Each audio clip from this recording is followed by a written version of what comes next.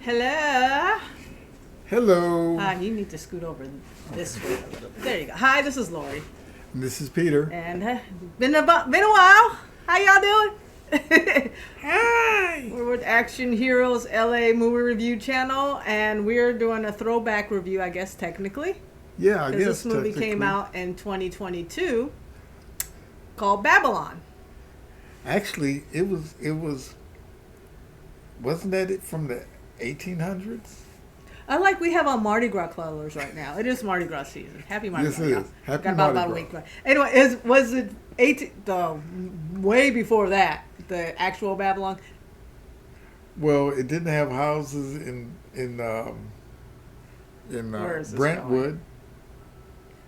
You mean Palisades? I don't know. Oh God, please don't even start. All right, so we're talking about the movie Babylon, directed by Damien Chazelle, that came out in 2022 and then died at the box office. This is after he's coming off La La Land, which was a huge success, and it also had nearly won Best Picture Oscar that year. Well, It was announced as Best Picture too, but then someone say, "Hold up, actually, y'all didn't win." But anyway. well, this one was a really good picture. I decided I've been putting off watching this because I've heard bad reviews. I've heard there's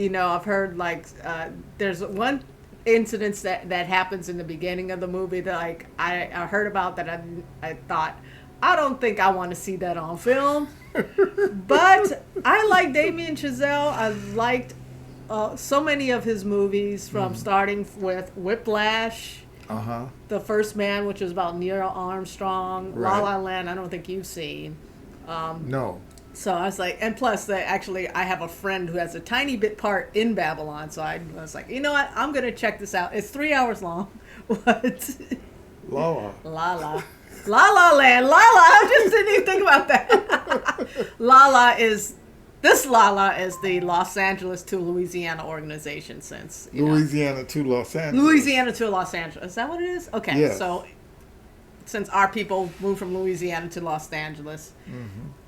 Anyway, that's what that's for. That's a whole review in its That's a whole different movie. But does involve dancing and music. Yes. Okay, so where was I? So Babylon came out. It died at the box office. It got terrible reviews, and then in the last 3 years, it's got a lot of people have been rethinking this movie. Like, no, actually, this is kind of a hidden masterpiece. So I decided. Yeah. Another reason why I didn't want to jump into it, besides that one scene, was because it's also a 3-hour movie. So. Well, it's well worth it. Okay, so getting into what did you think of Babylon? This is. I really liked Babylon. Yeah. It's set in old time. In 20s Hollywood. Yeah, it's the silent era as Hollywood is transitioning from silent films to talkies. So, and it stars Margot Robbie, Diego Calpa, Brad Pitt, and so some other people. They are their main characters in the film that it follows, though. And it's really, I thought this was a really good movie. I thought so too. It was, the acting was very good. It was very interesting story line, and none of the things that I thought would be off-putting. I think since I was prepared for the scene, and the scene I'm talking about is like within the first 5 minutes of the movie, an elephant shits on the camera. There's a scene of an elephant shitting. Yeah. They're trying to transport this elephant up this hill in an old time Model T car and trucks and stuff to a party, this decadent party in the middle of nowhere, this Hollywood party. And so, as the poor guys who were hired to do this are trying to, the elephant starts shitting on them. But I know it's kind of a commentary about Hollywood shitting. I thought it was fine, but once I'm glad I was prepared for that scene coming in. Then I was like, oh, okay, that wasn't as. I think I would have been very found it off-putting if I didn't expect it. You told me about the scene. I wasn't ready. You weren't ready. You weren't ready. Yeah, but other than that, really interesting storyline where he takes characters that are actually kind of based on real life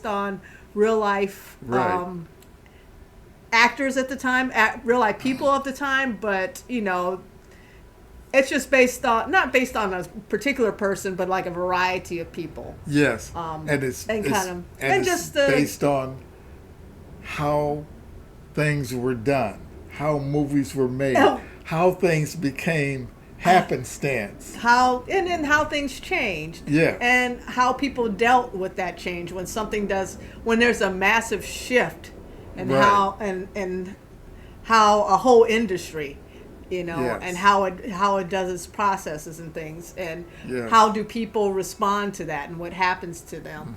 I thought was really, it was interesting from the standpoint it's about people chasing the Hollywood dream and having this love of movies to do just about anything for it, and the reasons why they might love the movies and stuff like that, and it's just, I thought it was this is a really good movie. I don't think it deserved the critical lashing I don't think it does or deserved a critical lashing.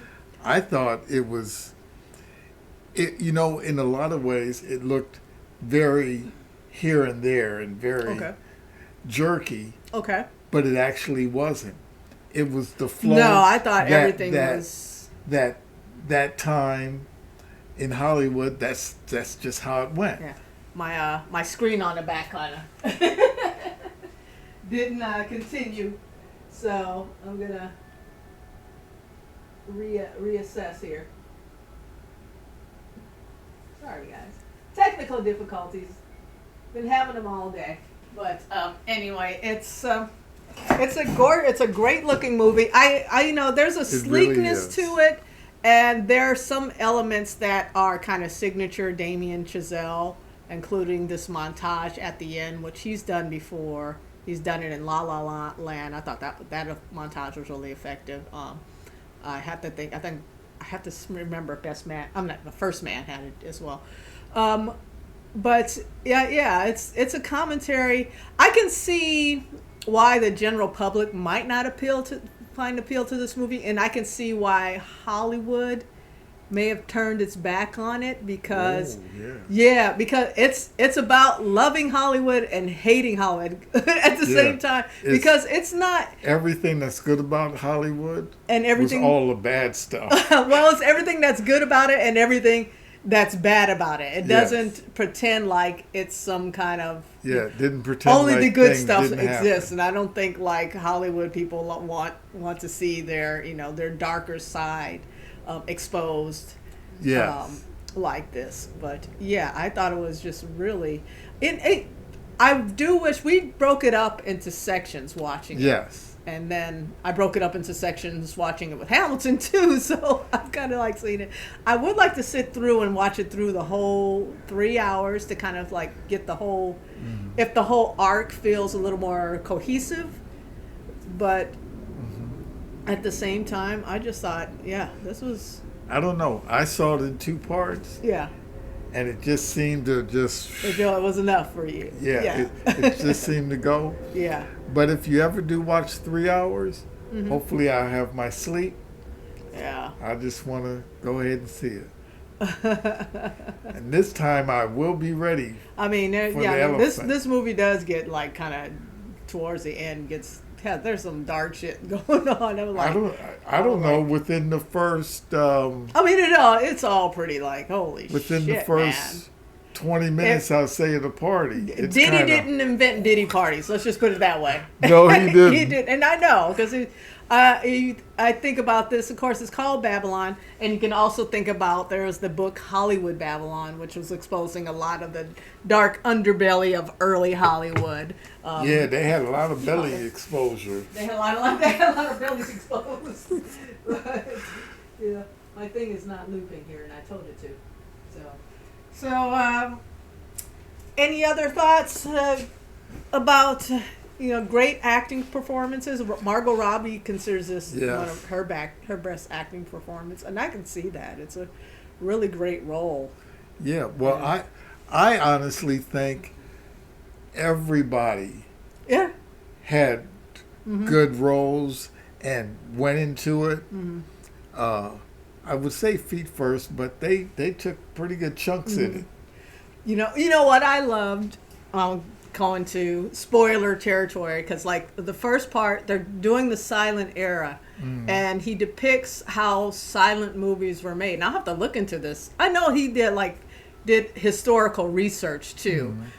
About because to get the ideas for the characters and things like that. So the process is like, I love for the silent movie era, they had, it was just crazy. They had all this stuff going on at the same time. You have orchestras or bands playing the music while they're filming to kind of inspire the scenes. Yeah, they're right on the scenes, and there's just chaos, and the stuff was not safe. All kinds there were fatalities, but no, I just thought there's all this just like vibrant action and energy, and and music just going on to capture the scenes, which will be completely silent when people watch it. Well, not completely silent, but other than like the music accompaniment that would have been in the movie theater at the time. But it was interesting to see. Then it changes to the sound era, and then everything has to be quiet. Yeah, everything could be. It was so good. You can't make any noise. You can't move. You can't. It's so like completely opposite and restricted from this like vibrant light, kind of chaos and action-y type of filmmaking of the silent part. Yeah, because so like this very controlled environment that you have to do, with sound, and nowadays probably as technology came in. And they kept making this one. I guess you would call him. He was like a sound guy, even though there was no sound. What? That guy that had to stay in that. No, that was during the sound era. He okay. They had to put the camera inside of a box. Yes. Like a soundproof room, and it was hot in there. Yeah, it was hot. Because everything had to be quiet. Nobody could make sounds, and that's still true. When you have to be quiet. You don't want anybody. But now it's not as true, or you have to go through the lengths that they went through, because they have such silence. This one guy, and they kept calling his name, and he had to do 4 or 5 different things. Well, yeah, who is that? The main character, one of the main characters. It's played by. What are you talking about? Manny. Yeah, Manny. Manny's the main character. Diego Calva is great in this movie. Yeah. And he's the guy. I don't think it was Manny because he died. Manny. This other person died. Yes. Okay. Didn't the guy die? No, Manny didn't die. Manny was the one. He would do everything. No, I know Manny. Yeah. Yeah. Maybe I'm mixing him up because Manny was the one who had to go buy the lights or something. He had to go get the camera. They broke all the cameras. Yeah, that's right. They broke all the cameras. He was the gopher. Yeah. And who ended up becoming a Hollywood executive. And he was Latino. He was from like Mexico or something. His family. Yeah. Well, he was from Los Angeles, but Yeah. Yeah. That was just crazy. Yeah, but that's Hollywood. That's you've ever done gopher work. That's what you're doing. You're like hustling to get stuff that's needed and get it in time. And Manny hustled. Yeah, so I wish my thing was working better. So I really enjoyed everybody's storyline and kind of like where they were coming from psychologically, and I love Brad Pitt's character was like his silent movie star was. I like that he was a very positive kind of dude. He very really positive. loved, he thought his movies were an art form, But even though he wasn't technically kind of like a high level, and his change art. From silent to talkies. Mm-hmm. Yeah, he was. Yeah, he didn't. He didn't make the transition, and it ended up, being very difficult for him to deal with. But I just loved his enthusiasm for film, but when things changed, it kind of left him behind. It's really just because he was also kind of like a generous person. He was a generous person, so, and it was sad to see, that happen to him. Yeah. But and there are characters like the what was her name? Let me get her the actress name because she was great. So Lee Jun Lee is the actress name, but she plays the Asian. She's a performer. I love that beginning scene with her singing, and at the party. It's a great scene, and she has a role. I think she does kind of writing and editing of the subtitles and stuff. So you have all these characters, and you also have a black character, who's a musician, who gets put into made into a musical movie star. Right. But he gets to the dilemma where they want him to do blackface, add cork to his face because he looks too light against the other musicians playing in the scene. Right. And it's like, where's your breaking point that you'll do? What will you do? Up to what point will you do anything to be in Hollywood in the movie making industry? And how black do you have to be if you're a black man in Hollywood? I know, it's like so everybody has interesting challenges and dilemmas and evolvements, and I really enjoyed this movie. Maybe because I don't know, like I said, I don't think it would have been a hit with the general audiences. I think because we have some experience living in LA, you're around Hollywood, worked in Hollywood a bit, we both had,